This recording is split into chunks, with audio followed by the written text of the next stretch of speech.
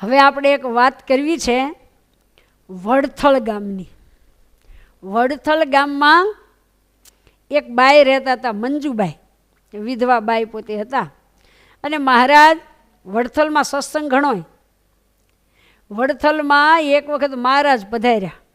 ઘણા હરિભક્તો ભેગા થઈ ગયા. તરત ને મહારાજની સભા. પહેલાં તો ત્યાં આવ્યા, કોઈના મોટા ફળિયા હોય, પણ કા ગામને પાદર હે મોટા વડલા હોય ને ઝાડવા હોય ને ત્યાં મહારાજની સભા થતી.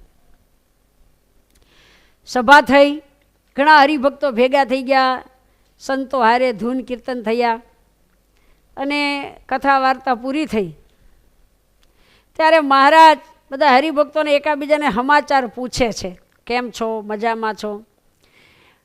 એવી સભા પૂરી થવાની તૈયારી. ત્યારે એ ગામના જે મંજુબાઈ તે આવ્યા અને દૂરથી મહારાજને પગે લાગ્યા.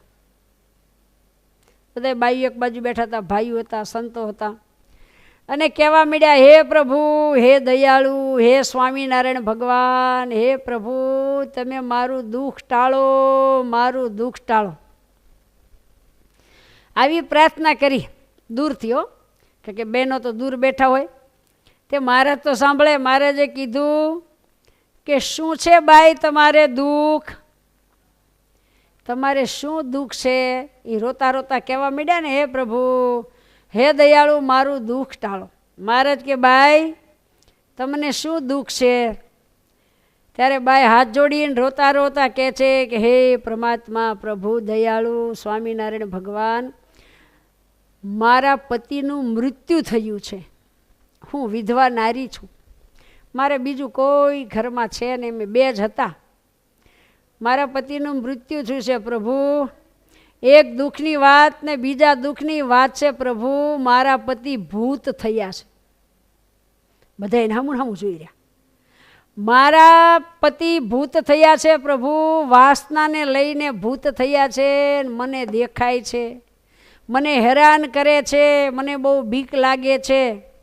અને મને આવીને એવું કહે છે સપનામાં કે હું વાસનાને કારણે ભૂત થયો છું. પ્રભુ કે તમને એમ કહે છે? તો કે હા, હું વાસનાને કારણે ભૂત થયો છું, મારો ઉદ્ધાર કરાવો, મારો ઉદ્ધાર કરાવો. પ્રભુ રોજ એવું મને સંભળાય છે. હું ભૂત યોનિમાં બહુ દુઃખ પામું છું, બહુ દુઃખ પામું છું. મને ખાવા પીવા મળે નહીં, હોય ના નાકા જેવું ગળું હોય. અને ભૂત રોવે ને તો લોહીમાંથી, આંખમાંથી લોહી ના આહું પડે, એટલો દુઃખ હોય ભૂત યોનિમાં. તો મારી પાછળ તમે સત્કર્મ કરો. તો પ્રભુ મેં એમ કીધું કે હું સત્કર્મ કરું. તો કહે કે ગામમાં જ્યારે ભગવાન અને સંતો આવે, પધારે, ત્યારે તું રસોઈ આપજે, એ પ્રભુને વસ્ત્ર અલંકાર ધરાવજે, સંતોને ધોતિયા ઓઢાડજે. આટલું જો કરીશ ને તો મારો મોક્ષ થશે, નહીંતર હું ભટકીને દુઃખી થાઈશ. હું ભૂત યોનિમાં છું. પ્રભુ મારા પતિ મને આવું કહે છે. અને પ્રભુ મારા જ કોઈ બીજું છે નહીં. માટે પ્રભુ આજે તમે રોકાવ, મારી રસોઈ અંગીકાર કરો, મારા પતિનો ને મારો દયાળુ મોક્ષ કરો. આવી વાત કરી. પ્રભુ મારે માટે રોકાઈ જાઓ, મારું અંગીકાર કરો. આ બાઈની વાત સાંભળી બધાને બહુ નવાઈ લઈ ગઈ. લે, આપણા ગામની જે બાઈ છે આપણે તો એવી ખબર નથી, પણ નિખાલસ ભાવે પ્રભુની પાસે હૃદય ખોલીને આ બાઈએ વાત કરી. ગામનાને બધાને તો આમ આશ્ચર્ય થઈ ગયું. પછી મહારાજ કે બાઈ સાંભળો, વાસના તો એવી છે. બધા હરિભક્તોને કહેવા માંડે, સાંભળજો, જો આ બાઈની વાત તમારે પણ સાંભળ્યા જેવી છે. મહારાજ કે જો ગમે ત્યાં વાસના રહે ને તો ભૂત થવું પડે છે. માટે બધાએ ધ્યાન રાખજો. અને આ જગતમાં પુરુષને સ્ત્રીમાં ને સ્ત્રીને પુરુષમાં જો આસક્તિ રહે તો જીવની અધોગતિ થાય છે. માટે ક્યાંય આસક્તિ રાખવી નહીં. માટે સર્વ સત્સંગીએ નિર્વાસનિક તો થવું જ પડે. નિર્વાસનિક જ્યારે થશો, જ્યારે જગતની વાસના મટી જશે, ત્યારે જ ભગવાનના ધામમાં જવાશે. માટે નિર્વાસનિક તો અચૂક થવું. આવી બધી મહારાજે વાત કરીને પછી કીધું આ બાઈને કે ભાઈ તમે રડો નહીં, અને અમે ફરી વખત આવશું ને ત્યારે અમે તમારી રસોઈ લેશું, તમારા ઘરવાળાનો મોક્ષ કરશું. ત્યાં તો બાઈ ધ્રુસકે રોડવા માંડ્યા, અરે પ્રભુ ફરી વખત ક્યારે આવો, અરે રે આ મારા પતિ બહુ દુઃખી થાય છે પ્રભુ, એનું અત્યારે ને અત્યારે કલ્યાણ કરતા જાઓ મારા વાલા, મારો ભાવ પૂરો કરો.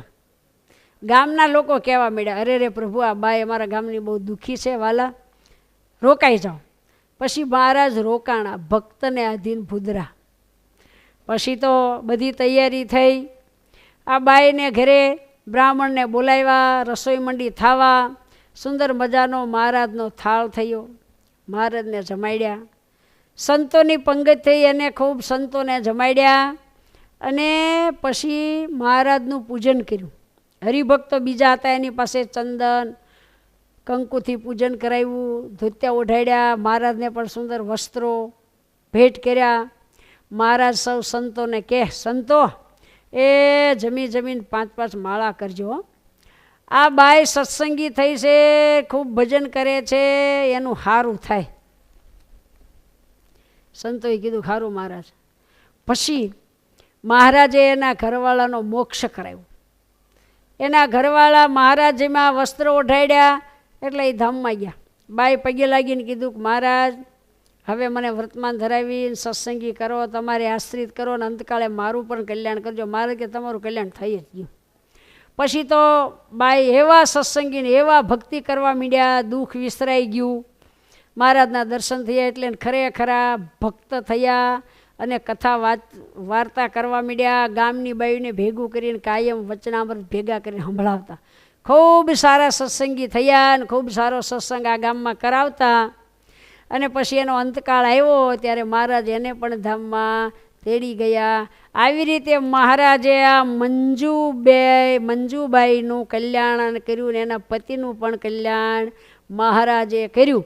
એ આવા દયાળુ સર્વોપરી સ્વામિનારાયણ ભગવાન છે. માટે જુઓ, આપણે ધનમાં, પુત્ર પરિવારમાં, ઘરમાં, ઘરેણામાં, સારા કપડામાં એ ક્યાંય વાસના ન રાખવી હો. વાસના તો એવી છે કે દેહ ધરાવે પાછા લાવે. માટે એક ભગવાનની મૂર્તિ સિવાય બીજું ગૌણ ગણું, અને ધામમાં જવાનું ટાણું થાય ને એ ત્યારે તો કોઈ દિવસ કોઈને સંભાળવા નહીં, ભગવાનની મૂર્તિ સિવાય. અને આપણા ઘરમાં કોઈ વડીલ જો ધામમાં જવા તૈયાર થયો તો એની પાસે ભક્ત ચિંતામણી વાંચવી, ધૂન બોલવી, વચનામૃત બોલવા. જો ફલાણા બેન આવ્યા, જો આપણા હગા આવ્યા, જો આ ભાઈએ કોઈની ઓળખાણ કરાવી નહીં મૂર્તિ સિવાય. હવે એ જીવાત્માનો અંતકાળ હોય, અને કદાચ એને અંતકાળે કે ફલાણા બેન ફલાણા ભાઈ સાંભળી જાય કે લ્યો આ આમ છે, તો એની ત્યાં વૃત્તિ ચોંટી જાય તો અંતકાળે જેવી મતિ એવી ગતિ થાય. માટે આપણા ઘરના કોઈ વડીલો તો એનું મૃત્યુ સુધરે એવું આપણે કરવાનું, એની પાસે ભજન કરવાનું ને કરાવવાનું.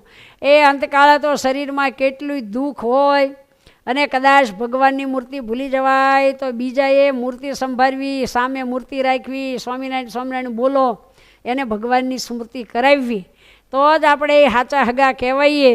માટે જુઓ, આ બાઈની વાત સાંભળી ને, એના ઘરવાળા વાસનાને લઈને ભૂત થયા હતા, પણ આ બાઈને વળી ભગવાન મળી ગયા, એનું ને એના પતિનું એને કલ્યાણ કરાવ્યું. માટે ભગવાનના ભક્તોને નિર્વાસનિક થાવું. સહજાનંદ સ્વામી મહારાજની જય.